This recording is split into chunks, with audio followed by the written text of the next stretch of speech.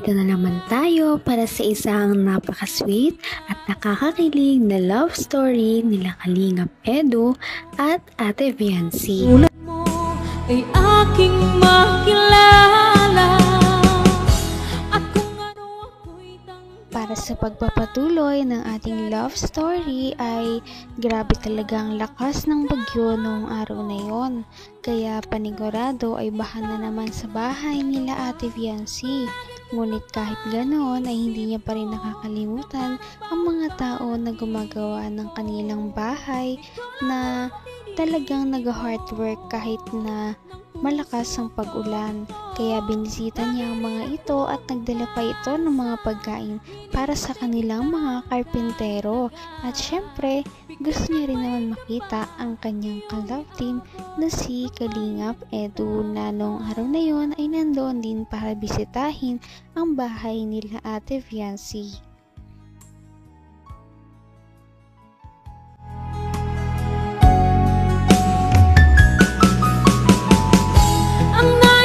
Yan.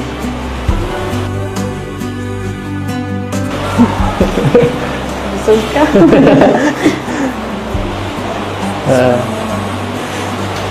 Nice-tan ka. Nice-tan.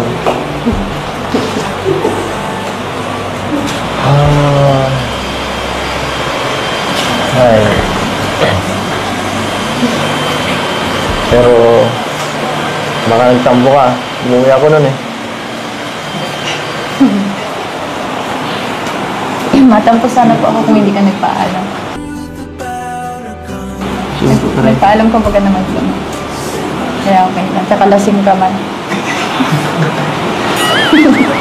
Hindi ako lasing. Hindi lang talaga ako.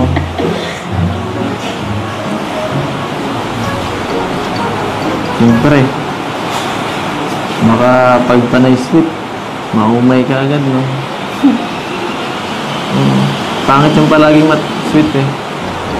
Pangit yun. Minsan sweet, minsan masungit, minsan pabebe.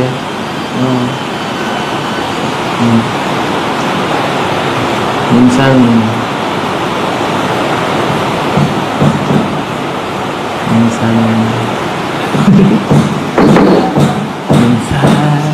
sa'yo. Uy.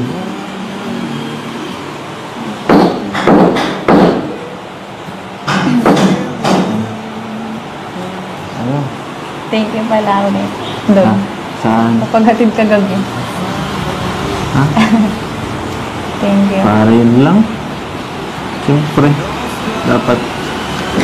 Kahit bagyo ay hindi talaga ito alintana sa kanilang love team at talagang makikita natin kung gaano sila kasaya na magkasama kahit na malakas ang bagyo. Nag-uusap lamang sila ngunit kontento na sila sa oras na mayroon sila ngayon dahil minsan na lamang sila magkita dahil nga may pasok na rin si Ate Viancy at busy. At palagi.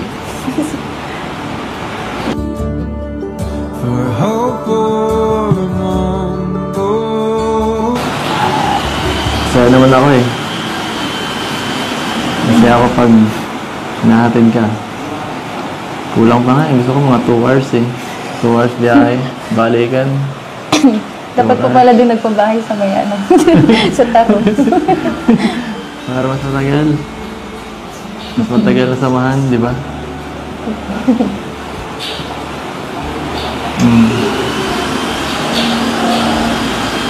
Hambang buhay na akong driver na yun. Hindi sa drive. Sabi mo, boss ako. Pero ikaw naman nasusunod eh.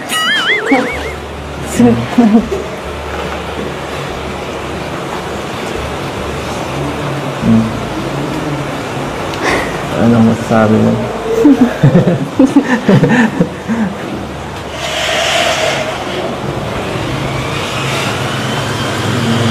Ay. Ganda naman dito sa kwarto nyo, no? Nakaka-relax dito. Siguro lalo na pag matapos na to, sobrang ganda nito pag may ano na, kompleto na lahat. Ano po, siguro. Ang ganda na nga Gusto po. ko Hindi tumambay natapos. dyan. Gusto ko tumambay dyan.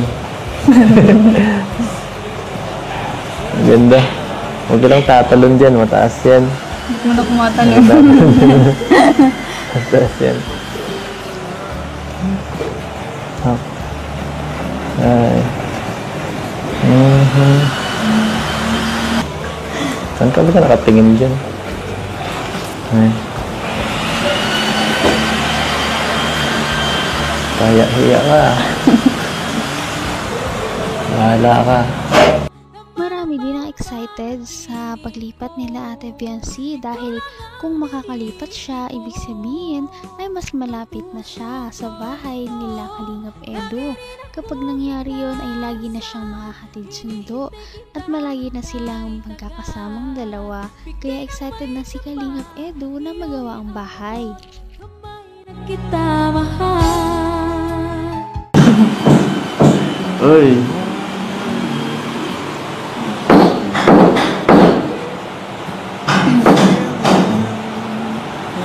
Ano? Thank you pala ulit. Doon. Saan? Kapaghatid ka gabi. Ha?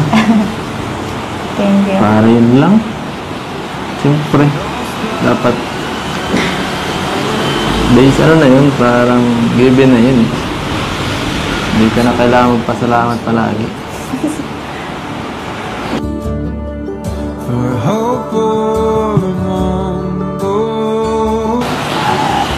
Saya naman ako eh. Kasi ako pag natin ka. Kulang pa nga eh. Gusto ko mga 2 hours eh. 2 hours biyahe. Balikan. Dapat po pala din nagpabahay sa may ano. Sa Taro. Para mas matagal. Mas matagal na samahan, di ba?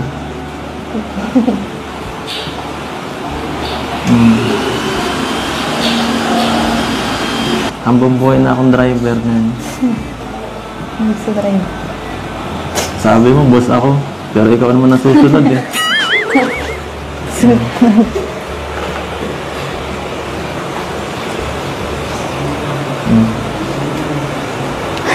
Ano masasabi mo?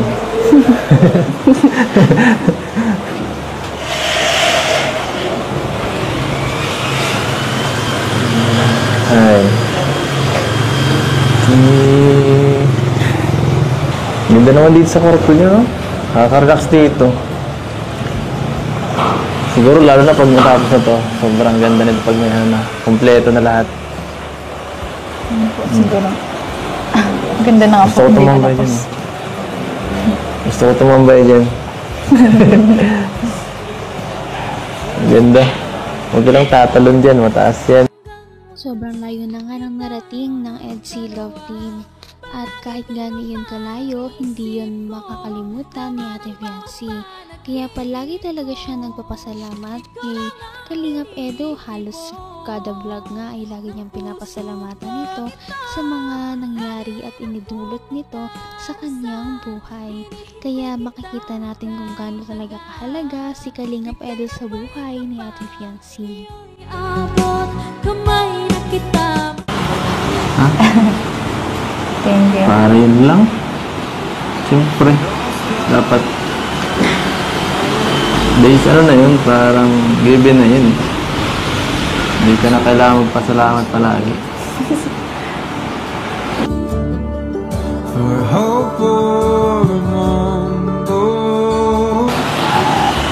Saya naman ako eh. Kasi ako pag natin ka. Kulang pa nga eh. Gusto ko mga 2 hours eh. 2 hours biyahe. Balikan. Dapat po pala din nagpabahay sa may ano. Sa Taro. Para mas matagal. Mas matagal na samahan, di ba?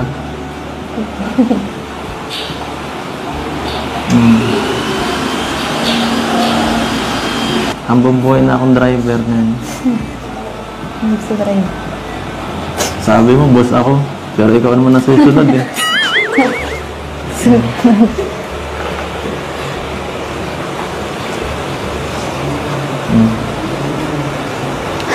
Ano masasabi mo?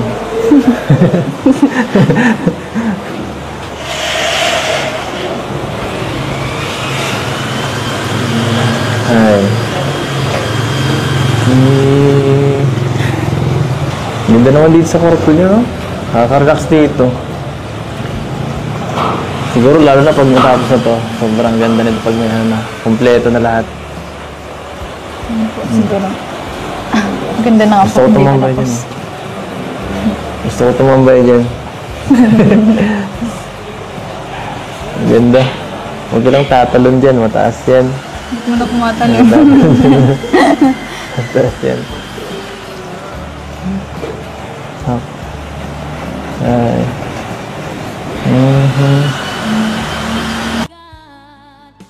Maganda talagang lahat sa nalalapit na paglipat ng bahay ni Ate Fiancé. Kaya pag nangyari ito, mas marami na rin silang time sa isa't isa para makapag-date kahit may cameraman o wala. At yan ang ating naabangan sa mga susunod pa nating mga video. Abangan pa natin ang mga kilig moments nila. Napaka-sweet talaga nila at napakabait ng tambalang ito kaya maraming sumusuporta. Kaya naman sana ipatuloy natin silang suportahan at mahalin si Fiancé, si Kalingap Edu at ang Kalingap team. Yun lamang at maraming salamat sa panonood. Abangan natin kung magkakatuluyan ba talaga si Kalingap Edu at Fiancé. Hanggang sa muli! Bye! Ngayon'y abot